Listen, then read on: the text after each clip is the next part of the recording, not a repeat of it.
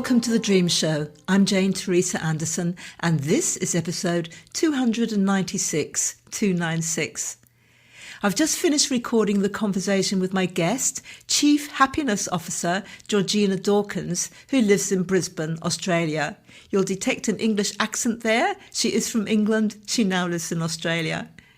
Georgina is also a keynote speaker and the founder and principal consultant at Happy Hive Consulting. She blends sharp strategy, unfiltered storytelling, and whip-smart humour to deliver no-fluff talks that make you laugh, think, and take action. She believes the best leaders aren't just successful, they're happy. And when leaders lead with courage and vulnerability, they create teams and cultures bursting with creativity, flow, and impact. On a mission to help solo entrepreneurs and small to medium teams build joyful, inspired workplaces where people feel seen and unstoppable, Georgina's adventurous spirit fuels every keynote, from raw truths to fresh strategies that fire you up and move you forward. And she's available wherever big ideas and brave humans gather. So first up in our conversation today, Georgina shares her dream. And as always, I ask our guests not to tell me anything about their dream until we start recording. In my work with clients, I ask people to send me their dreams the day before, so I have time to consider them before we speak. But I know from feedback from our audience that you enjoy hearing how the process unfolds when I have no prior knowledge of the dream.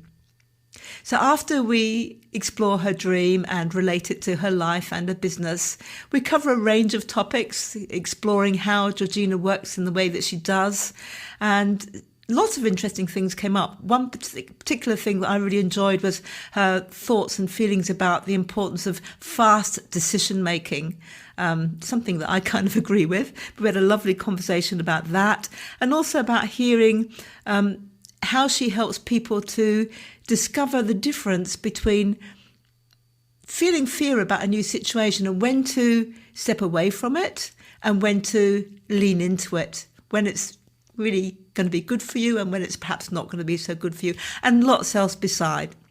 And before we go to the conversation, though, here's a reminder of where you can find out more about my dream resources, services, books and courses. Simply go to my website at janeteresa.com. That's Teresa without an H. And at the end of our chat, we share Georgina's contact details, and these are also available in the show notes. So here we go. Here's Georgina. Welcome to the Dream Show, Georgina. How are you? Hey, thank you for having me on. I am good, thank you.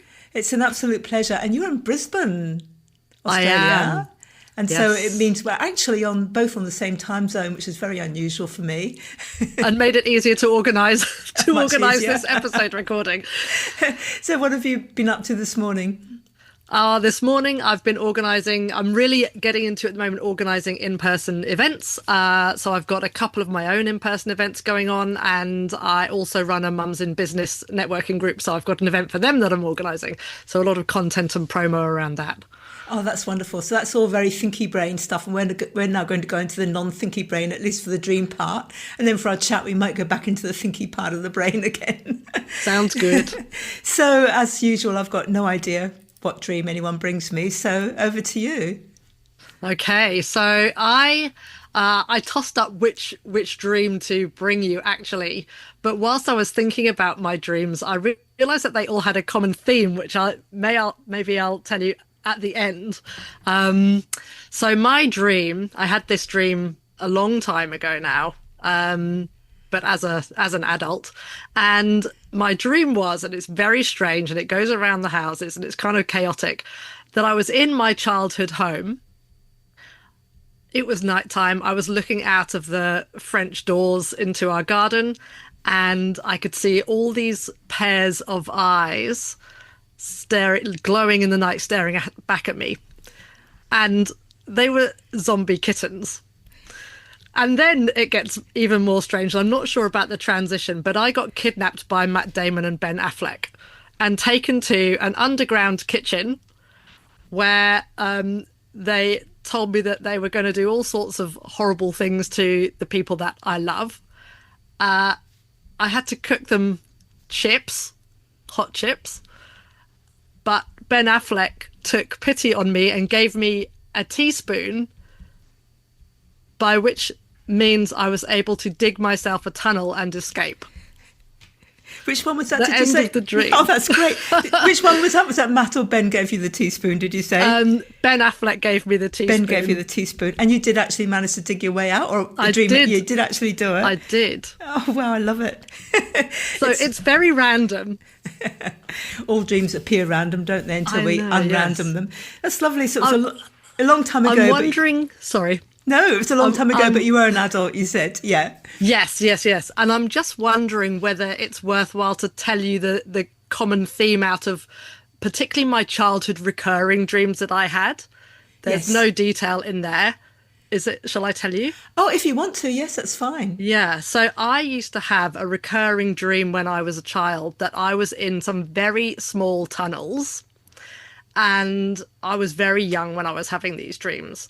And as I got older, I found out about the tunnels in Vietnam that the Viet Cong used, and it clicked. That's exactly the tunnels that I dreamt of.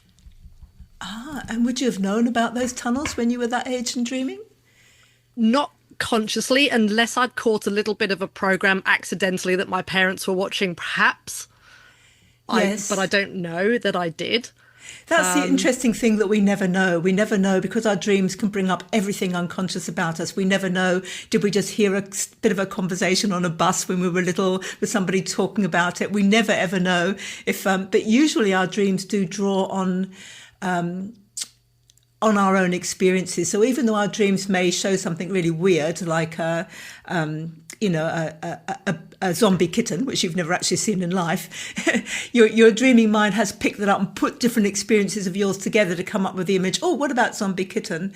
So, with those Vietnamese tunnels, it may have been either that you had heard of them, or that your dreaming mind went, oh, but this kind of feels like a tunnel. I've kind of heard something about Vietnamese tunnels and put that together, so we don't know. But as you've wisely picked up there's a theme there of being stuck in a small place and trying to get out of it.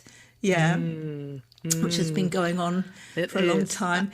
Even as I just say it like that, does that kind of ring any bells from your younger life, being stuck in a narrow space and trying to get out?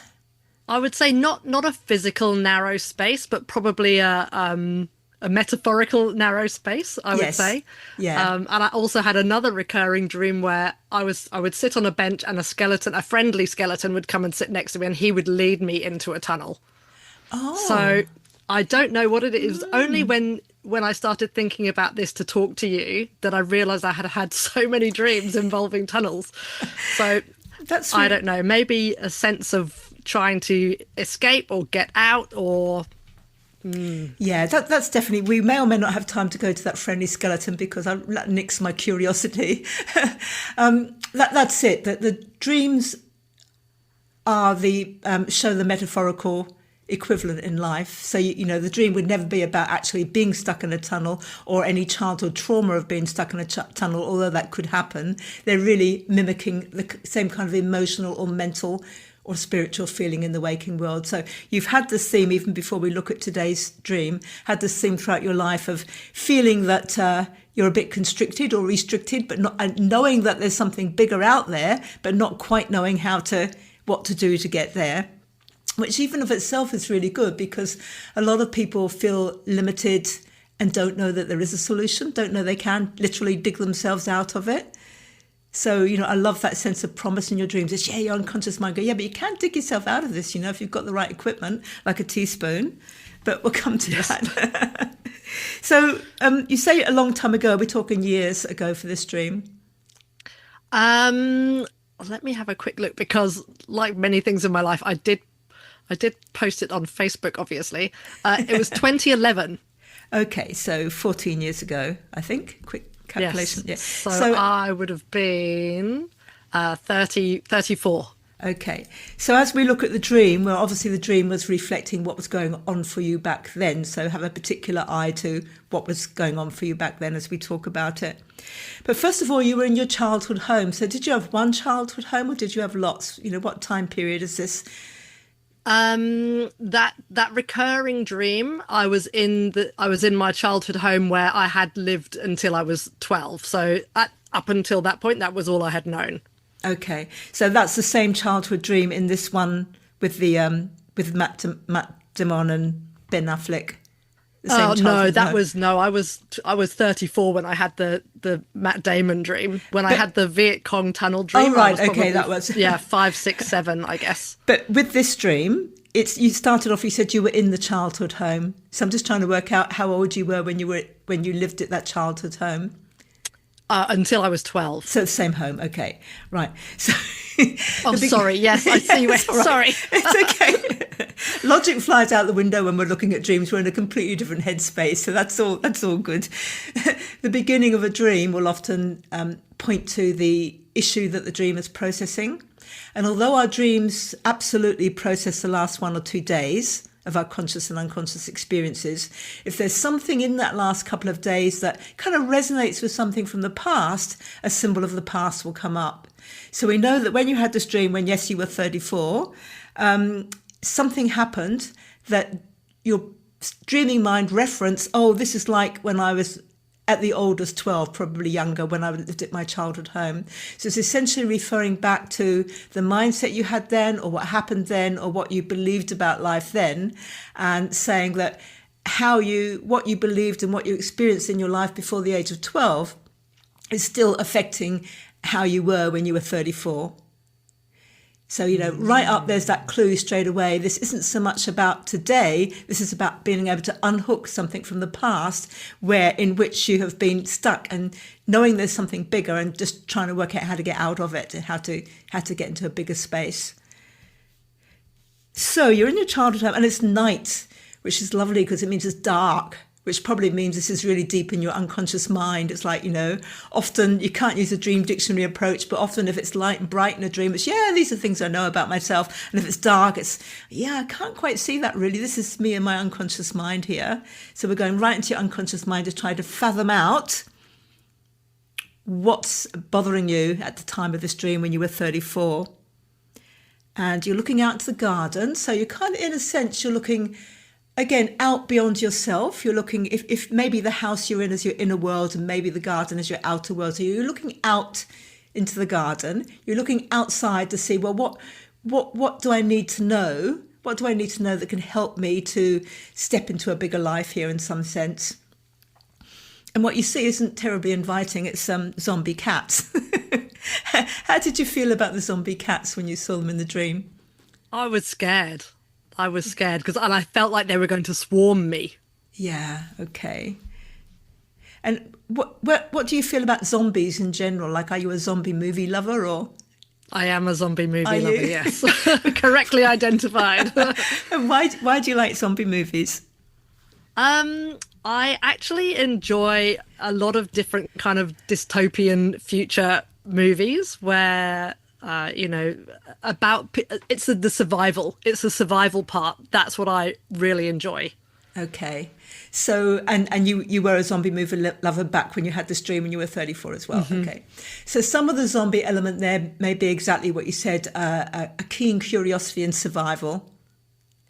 But this was frightening in the dream at this point of the time. So it may have been back then that you weren't into thriving, you were surviving.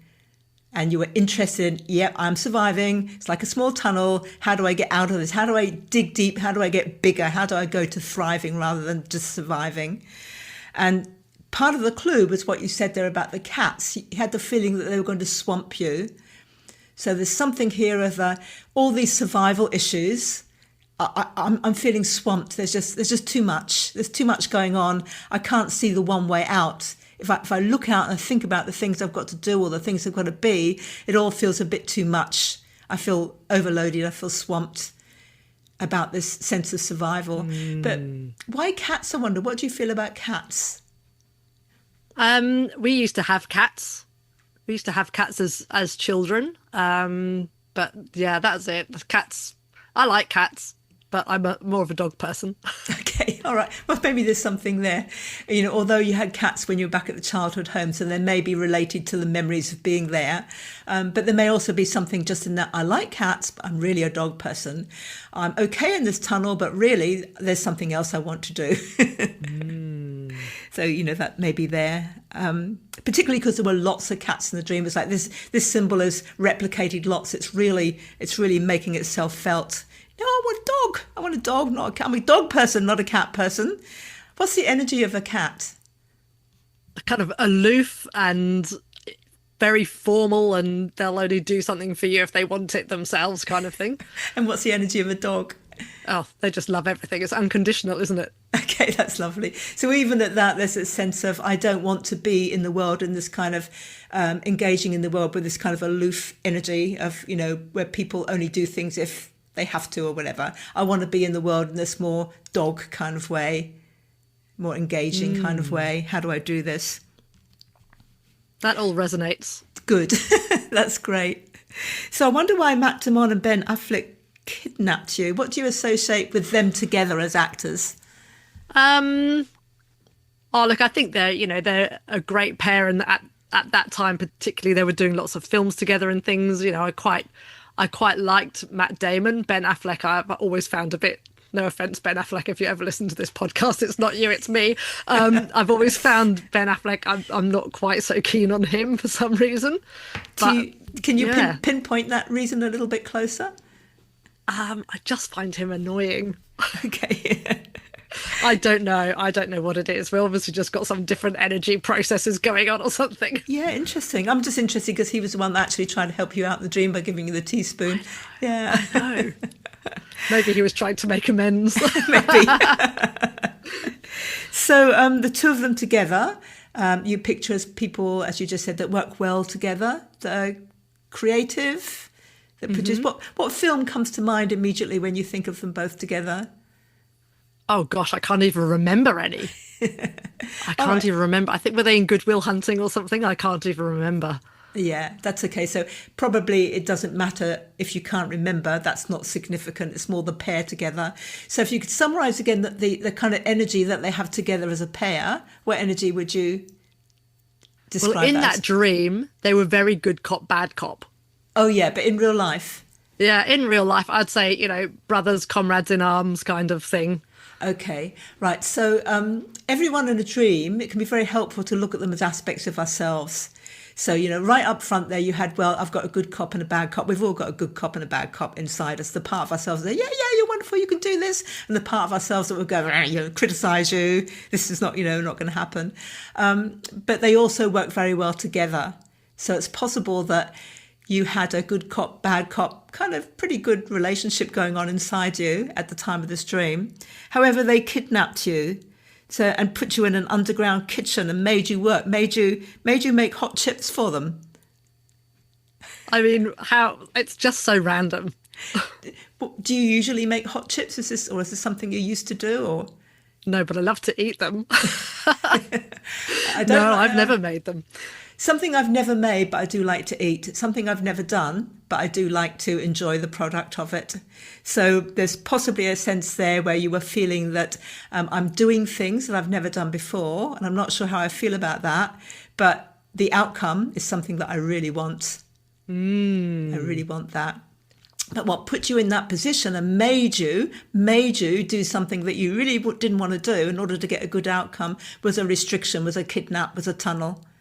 Almost like, as with all of us, if life is going well, why should you be bothered to really make any big changes? When you feel restricted in some sense and you see the bigger picture that you want to get to, the bigger life you want to lead, that puts you under pressure to, right, I'm going to make hot chips. I'm going to do something I don't want to do because when I've done that, I'll have the actual hot chips, which I will really enjoy and will nourish me. So, maybe there's a sense here by being kidnapped by the good cop and the bad cop, is that at the time of the dream, you were feeling that the inner good cop and bad cop were trying to work in your favour by creating things in your life that were not ideal in order to make you do something to get out of it. And there may also be a strange kind of thing there. It strikes me with the kid nap, because the dream begins in your childhood home. So this could all be going back to when you were a kid, that sense of not knowing how to get out of something. So in this dream, it's lovely because you actually do bite the bullet and make the hot chips. And then the last bit, Ben gives you the teaspoon. So I know it's a really silly question, but what does a teaspoon mean to you? It's just a functional piece of equipment, really, that doesn't, no more than that. I remember thinking in the dream, this is good, it's my means of escape, but why a teaspoon? Could it not have been something that would be a bit more, help me dig a tunnel a bit more quickly? If he really wants to help me, why can't he give me, I don't know, a shovel or some dynamite or something? That's really lovely. Okay. I'd rather get out of this situation really quickly with the right tools, or even with a great big blast of dynamite. But instead, I've got this little thing which is very functional and very everyday, and everybody uses this. But it's going to be so slow and so difficult and take a long time. So that's kind of like the bottom line. As your dream is processing your experiences and kind of trying to update your mindset, the update mindset for that night was, I think I can get out of this if I sort of, make the hot chips metaphorically, but it's going to take a long time. I really would like to do that much quicker. And it was Ben Affleck that gave you a teaspoon, so that he's the bad cop. So part of myself that can criticize me and, feel that I'm not doing well is the very part of me that's probably got the tools to get out of here. If I think back to that period of my life, that was definitely a sort of a watershed moment in how I felt about myself, and where I felt I was headed in life, and how the things that I thought I wanted weren't actually the things that I wanted, and so on. And so I would say that, that period of my life was pretty pivotal, actually. So all of the things that you're saying is, they feel relevant for then, but even now I can see, if I'm stuck, it's actually going to require maybe a lot of work to get myself unstuck, for example. Yes. But it doesn't, I'm still making progress bit by bit by bit. Teaspoon by teaspoon by teaspoon. Yeah. And it may be, even now, all these years later, that some of that programming comes from childhood, when you were at the childhood home. So, a lot of dream work is sometimes going back and reprogramming those beliefs that we had in childhood that are still making us think that it has to be teaspoon by teaspoon rather than shovel by shovel. Or what about just actually going, oh, look, here's the door. Oh, I'm out of the tunnel now. What next? Yes. So that's really great. So if you had the dream recently, which you didn't, I would have said to you something like, what you can do is, while you're awake, you can imagine accepting that teaspoon from Ben in the dream, and then saying, you know what, Ben, it's really kind of you to give me that, but I can see a door there. I'm just going to open it, and open the door and feel yourself in one quick swoop out of the tunnel, and put yourself in a lovely garden, with full of life, and summon up a feeling of spaciousness, and this is where I want to be, this kind of freedom. And what that would do, if you did it at the time of the dream, is you're speaking to your unconscious mind using its own language, the language that it used in the dreams. And you might put like dogs in the garden rather than zombie cats. So, but it sounds like you came out of it, and knowing what you do nowadays, it sounds like you're probably drawing on a lot of your experiences to be where you are today. One of the many titles which really intrigues me is that you're Chief Happiness Officer. Yes. I've played with a lot of titles over the years, but this is where I'm at right now. I do believe in the ability to pivot yourself and reinvent yourself when you grow from one version of yourself to another. So yes, absolutely.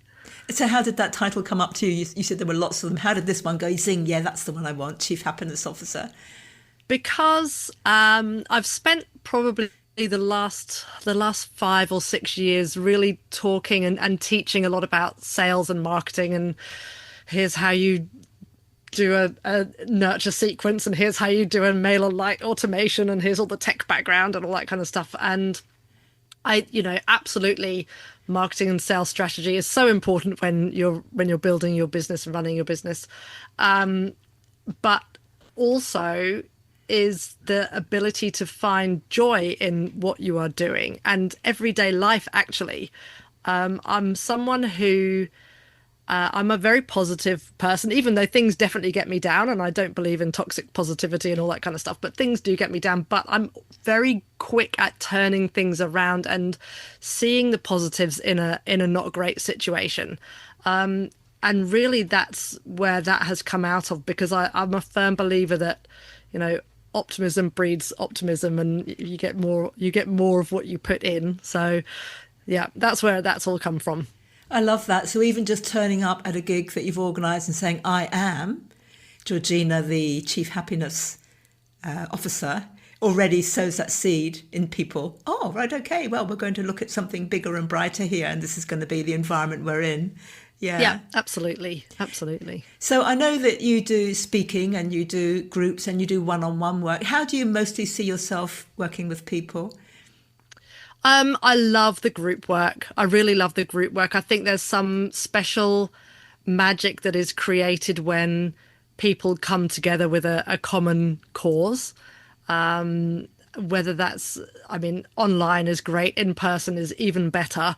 And we're talking about when we were having our sort of warm-up chat, we were talking about how we don't always see how other people see us, how well other people see us, but blowing my own trumpet, I am so good at creating and curating spaces where magic happens. Those safe, non-judgmental spaces where people feel safe to dream bigger, act bigger, be vulnerable, and share what's amazing and less amazing for them. And I just think that those things are so important. So love one-to-one coaching. I think we can make great strides forward when we're able to go really deep, just us two in an hour. But the group coaching really is probably where my true love lies. It fits in with your dream too, doesn't it? That's beautiful. So what kind of things do you do with the group energy to achieve that? We have some fun. We make sure that that everyone feels very safe to share what they need to share. We all know, as running our businesses, that business and life is kind of inexplicably entwined. And if you're having a bad day in life, you're most likely going to have a bad day in your business as well, unfortunately, unless you've got some tools and techniques to turn it around, which I think is really important.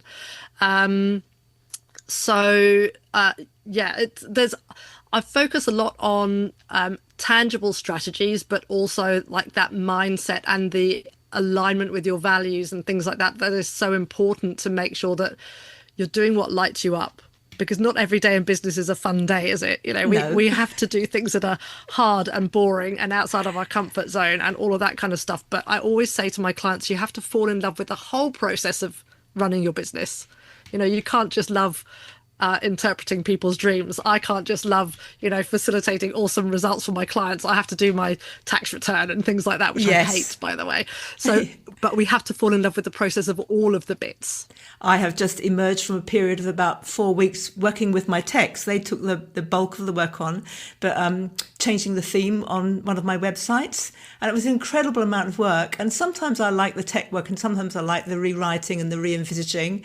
But on the whole, there was this little voice inside of me all the time. Yeah, look, I've made the best of that. I've really tried to make it exciting for myself. Now I really, really just want to get back to the dream work. So I can totally relate to what you're saying. Yeah, absolutely. And I think there's so much power in knowing a couple of things that you can and want to do yourself, and the things that you can and are willing to delegate or outsource Yes. to somebody else. There's so much power in that. We don't have to, cling on with gritted teeth and white knuckles onto literally everything in our business.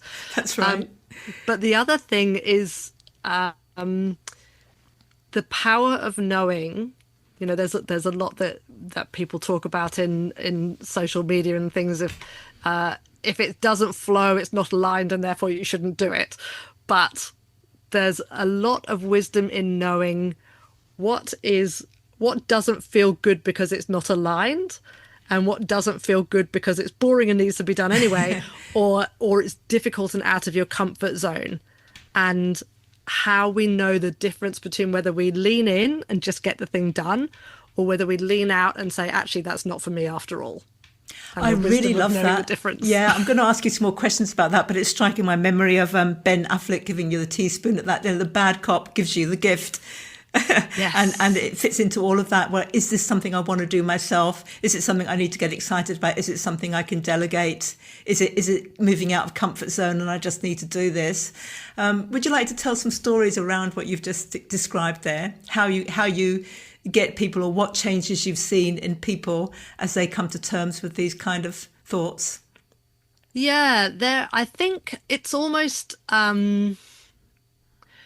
firstly, it makes it a reality for people when you tell them you've got to fall in love with all the bits of doing your business. It makes it a reality because we all start our businesses being passionate about the thing, and we think that, just because we're passionate about it and we know how good it is and it works, everybody else will magically suddenly find our website and click on it. But the reality is that probably 90% of your time, especially at the beginning, is going to be marketing and sales, which a lot of people hate and don't know how to do. And I've found it's kind of a broad brush statement, but the better somebody is at their passion, the worse they are at sales and marketing and talking about it. So that's part of my magic is bringing that out of them and being able to help them articulate what it is that they do, which is such an innate gift or skill or experience that they give to people, and for them to be able to articulate it in a way that makes people go, oh yes, now I understand what it is that she does. Yeah. So that's the first thing. And when they see those words and that articulation, like the light kind of comes on in their eyes, and they grow with so much confidence in being able to share what they do, because finally they have the words that means a lay person can understand what it is that they do. So that's the first thing. That's beautiful. I love that, because particularly, as you said, it's the people who are more passionate that find the marketing and advertising difficult. Because I think when you're passionate, you get so deep into what you're doing that you can't actually see it or describe it to someone else, because you just naturally expect, as you say, that everyone else is going to be as passionate as you are. And you're missing that relationship engagement with people. So that's an amazing piece of magic that you do straight up of trying to help that person see the people, their clients or whatever, see them, see what they want, what they need. I don't know how to engage, how to pass the excitement of what they do onto them. Is that what you're sort of saying? Yeah, absolutely. And I feel that conviction and passion and excitement about what we do is contagious. And when we're passionate about that, and visibly passionate about it, other people can't help but also be swept up in that passion and conviction and want to know more about what it is that we do. So lighting people up, giving them, passing the torch of passion. Yes. Absolutely. Yeah. And that was the first magic tip. What's the next magic tip? So the other magic tip is, what we were talking about, when to lean in and when to lean out, and the wisdom of knowing the difference. And like everything in life, it's a practice, right?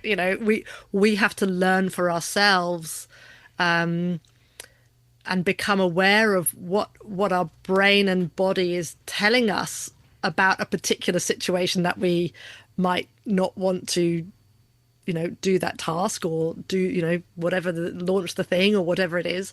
And for us to be able to learn what it is, the signs that our body and brain is giving us that shows us whether we're nervous because it's wrong or we're nervous because it's right but scary. And how do you distinguish between the two? For me personally, when it's right but scary, I feel my fingers feel tingly, my chest feels fluttery. I can feel a little bit sick sometimes, a little bit anxious, but really it's that tingly, fluttery, expansive feeling of what if that I latch onto, and that for me that's my lean in feeling, and my lean out feeling is when I feel dragged down and contracted inside, and I just feel like it's all squashing me and it's very heavy, Yeah. So that's my check-in with myself. Is this genuinely a lean out, or is this a comfort zone thing that I'm pushing against? And do you find that those flags are similar for most people, or do you teach people to distinguish within themselves what their personal flags are? Yeah, so I will share what mine are, and I ask people to think about something that they held themselves back from doing, that they realized afterwards they were excited about, and something that they held themselves back from doing and then did, and maybe it wasn't quite what they wanted, and how that kind of manifested in their body and brain, and the things that they might have been saying to themselves at that time. And so I help them to kind of go back in time and understand what their own flags are, I suppose. That's really brilliant. And that's something that you need a guide like yourself to do, to ask the right questions. Do you take people into a kind of meditative state to look at that, or do you get them to journal? How do you get them to move into the past and discover those things? No, I'm a talker, so we'll just talk it out. Yeah. I'll give them kind of scenarios and ask them, take them through some reflective questioning and things like that. And when they come out of it, they always have a kind of moment, I see now moment. But as I said, then then they take it away and they have to practice. How is this making me feel, and what's really going on underneath the words and the feelings. Yes. And how often are you celebrating because they come back later and say, guess what, I leaned in because it was exciting, because it made my fingers tingle, and this is what happened? Oh yeah, I love it. I still get messages from clients from 2, 3, 4, 5 years ago who message me and say, I'm still using the things that you taught me. And I mean, how good is that? The things that we teach our clients last them a lifetime. I mean, even just that tip that you've mentioned there, well, not just a tip, because you'd obviously have to guide people through it and show them, that on its own would be an amazing gift to give everybody for the rest of your life. I know you do other things as well, but that is a game changer for everybody. Being able to tell life and business. Yeah, exactly. Yeah, so that's really magical. Yeah. And you say they'd need someone to take them through it. Really, I mean, yes, of course, that speeds up the process. But any of your listeners could absolutely start doing this for themselves. To just, it's about slowing down. We're all creatures of habit, and we have these automatic reflexes and automatic thought patterns that we default to because it's very energy efficient, obviously, for our brain to just default into, this is never going to work, or he's always going to do this thing to me, or whatever it is. It's very energy efficient for our brain to fall into that space. But when we can start to bring awareness into it and think about our own thoughts and feel the feelings in our body, and people may call it intuition or gut instinct or what, source or whatever it is. I would class myself as practical woo, so I like to think about thoughts and feelings. It doesn't matter as long as the end result is when to lean in and when to lean out. Yeah, that's really lovely. I sometimes get stuck working with people on how they perceive the difference between instinct and intuition, because intuition always has that feeling of, I actually know the truth. If I plug into it, I know what I really need or what somebody really needs. Whereas instinct can be more, people can think, oh, it's an instinct, it's something that I have to do, it's just a feeling. Whereas in fact, the instinct can relate to childhood programming, the instinct not to leave the tunnel, to stay safe, to not speak up, whatever it is. I've got an instinct to say nothing. I've got an instinct to stay put. And people feel that as an instinct, whereas really it's a kind of programming. So I kind of, there are difficulties with those words, and I tend to be always very interested in what people feel the difference between instinct and intuition is. And how you're describing it there is beautiful, because you are training people to really get to that practical woo-woo level, as you put it, of really distinguishing the difference between what is programming that is possibly limiting me, and can I identify that programming, and what is a feeling of, as you put it, pure expansion. If I have this feeling that stepping out of this situation or doing this thing is going to make me feel expansive and light, then clearly it must be right. Yeah. How much would you say today that you follow your intuition or your instincts? Ooh, that's a good question. I would say more and more. More and more I'm following my intuition and learning to trust myself that I already have all the answers I need, and that if I don't have the answers I need, I'll be able to work it out along the way, and trust myself that it will all be okay. In fact, I'm just doing something in my business at the moment, which I've talked about it for a long time, the concept of starting dirty, and I'm calling it messy magic. And it's basically the concept of starting before you're ready, and that you don't have to have everything planned out and perfect. And, especially if it's the first time you're doing something, messy magic and fast action is really beneficial for your business. I love that. I think I've been that all my life. I think that's how I do things. When people say, "Well, where's your business plan?" Well, it's not, because I just got to do this thing and put it out there. And if it works, it works. And if it doesn't, it doesn't. And generally, it works. So I completely can go along with that one. I saw a quote from you somewhere. Where was it? That you really, one of the most important things to you is fast decision making. Is that what you're talking about now? Yeah, Messy absolutely. Yeah. Fast decision making. I think that's one of my very, very first coaches, and I'm pretty sure she didn't make it up. It's probably one of those things that's been around for a long time. Talked about the importance of, when you have an idea, is that you have to take action on that idea within the first 12 hours. Otherwise, your friendly brain will start to tell you all of the reasons why you shouldn't do the thing, and make excuses and reasons and all of that kind of stuff, and talk yourself out of it, basically. And so that's why I feel like fast decision making and then a fast action is really important. And what is it about the 12 hours? I mean, if you act on that decision after 3 hours, should you really wait for 12? I don't know that there's a specific time frame to make sure that it's not like taking Panadol. But I do think that, there's the shadow side, right? Which is we rush into something sometimes, and we don't always make the best decision. But I feel, all of this stuff is part of what's the word I'm looking for?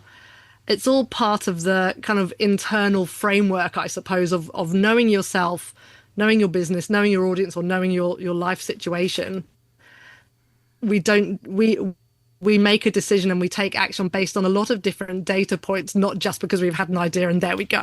Yes. So I think that's important, is to remember that we're actually bringing in consciously, we're bringing in all of the different thoughts, feelings, knowledge, experience, skills, everything, gifts that we have to help us make this decision.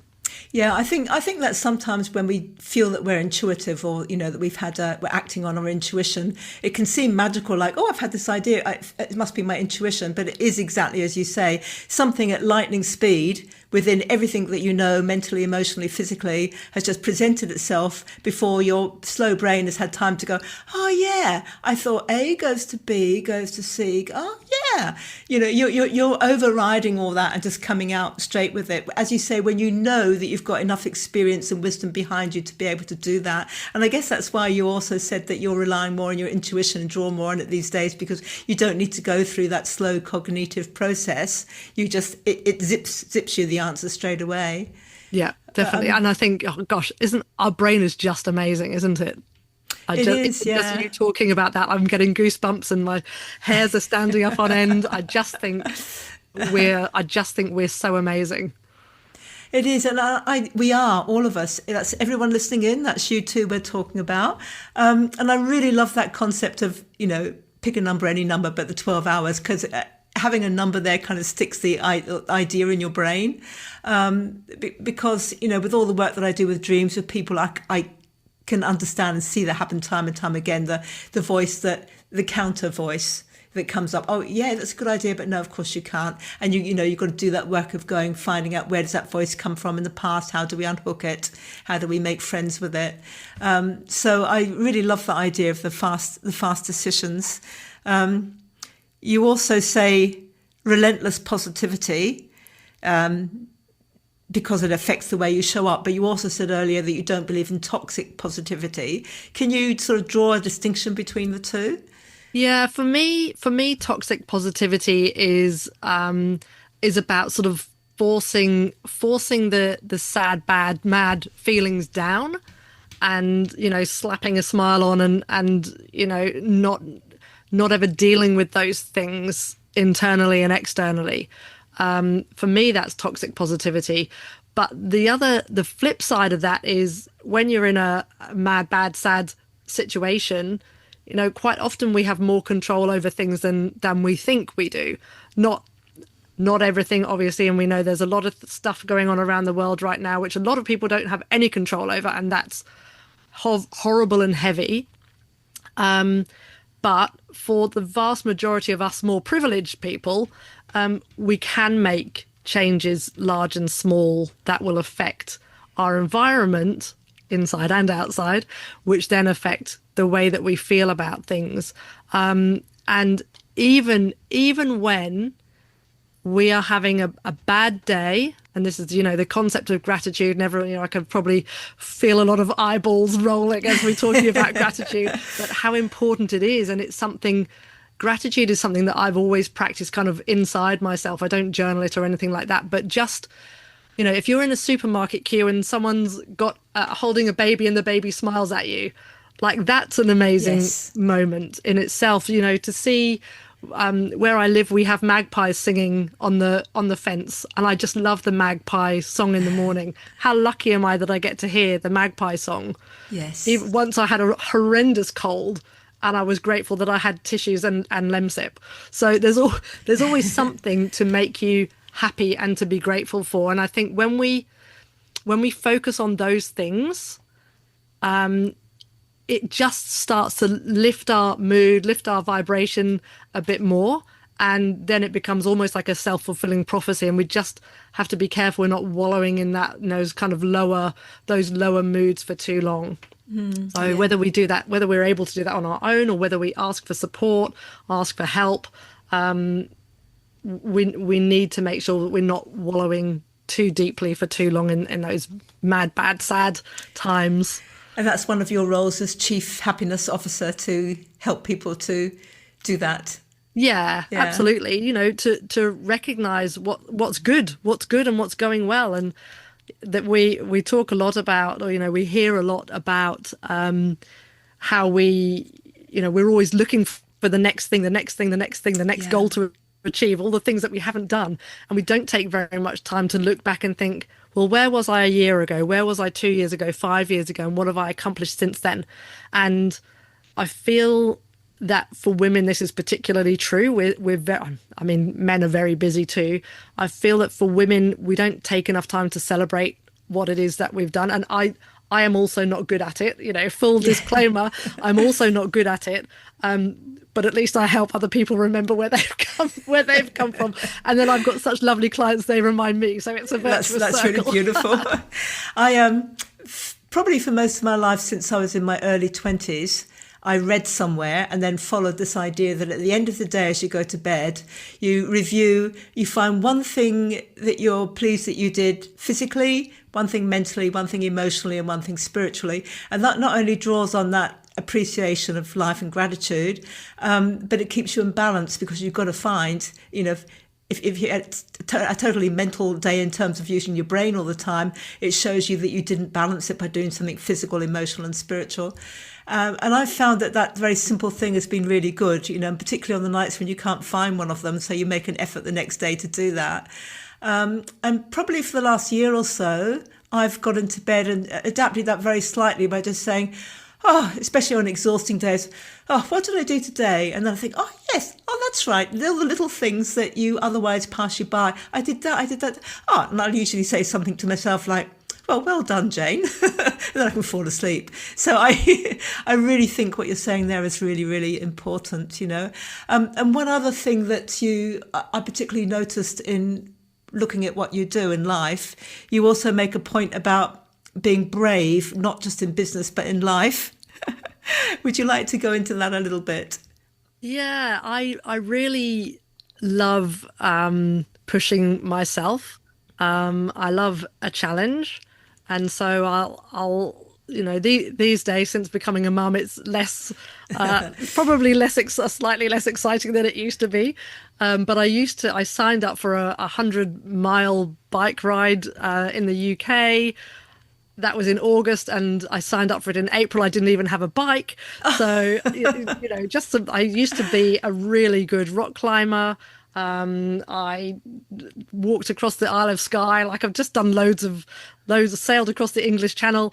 I've been lucky enough to do so many exciting things. But I would say now my exciting life more consists of going for long walks and finding creeks to cool off in the hot Australian summers. But no, I love camping. I love discovering new places. I love being in the sea. So yeah, I think that all of the things that I have been lucky enough to do and brave enough to do, I've got to thank myself a bit for taking the plunge in the first place. You do, yeah. I can draw on those things and I think, okay, well, if I can be brave enough to sail across the channel, I can be brave enough to go live on Facebook. Or if I'm strong enough to decide I'm going to cycle 100 miles for charity, then I'm strong enough to go to the gym today, kind of thing. I'm strong enough to start going to the gym again or something.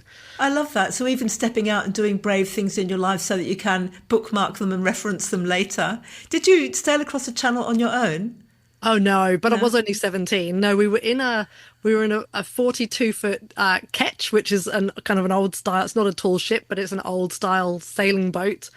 And there were, I can't remember. There was probably about 7 of us at crew and 3 grown-ups that sailed across with us. But it was brilliant. It was brilliant. We were all youngsters. Would you do it again? Definitely. And I would send my daughter if she wanted to. It was just such a fantastic experience. Well, when she's 17, there's a question to ask her there. I know. Do you know what? She's braver than me, actually, Jane. So I've got a feeling she won't wait that long. She'll have a challenge for you by then, yeah.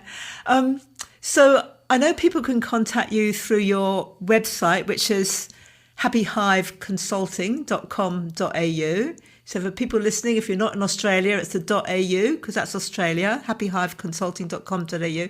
And, you've intimated there that you do one-on-one, that you do groups, that you do online, that you do virtual. What do you think our listeners all over the world might best enjoy coming to see you for? Well, I would think that my one-on-one sessions, so I run a series of 4 coaching sessions.